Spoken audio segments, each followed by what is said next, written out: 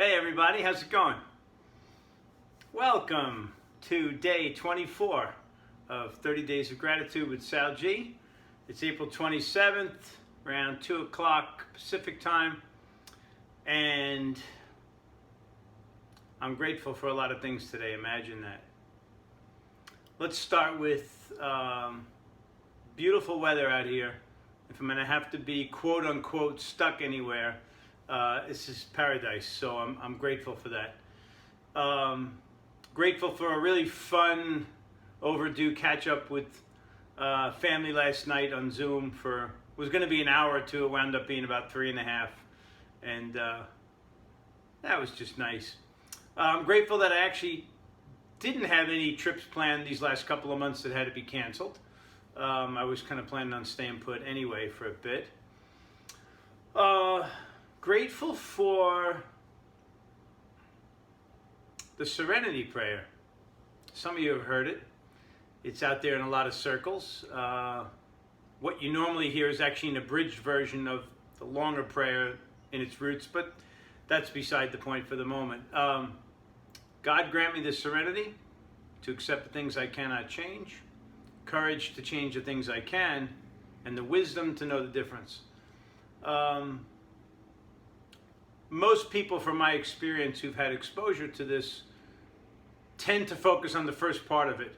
God grant me the serenity to accept the things I cannot change, which I guess it makes sense because that's often difficult to accept things you can't change. But I actually like to focus much more on the second part. And the third one to me is kind of intuitive. But the second part, courage to change the things I can. There's a lot to that one. And I'm going to actually talk about it more tomorrow and the next day. But I just wanted to throw it out there as something I'm grateful for. As we have the final week of this 30 Days of Gratitude, I'm definitely not going to get into talking about if you think there's a God or who is it, because it's not because I'm afraid to approach the topic, to be honest. You know, I'm not one of these people who thinks you shouldn't talk about such things in public. I actually think the opposite, because I think we've gone way too far in being so careful about just having an opinion. But it's just too big of a topic.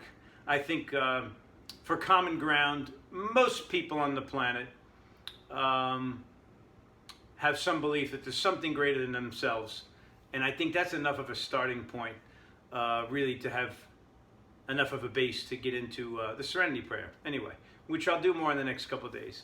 So that I'd switch it up a little bit for our final week and get into a little bit more of some, you can call them spiritual matters. To me, it almost doesn't pay to separate them, because I think, I'll paraphrase Gibran from the Prophet, but basically, essentially he says religion is not what you do an hour a week, but more what you do 7 days a week, 24 hours a day, etc. Anyway, hope you're having a decent Monday. Looking forward to hearing from you and to seeing you tomorrow. Thanks.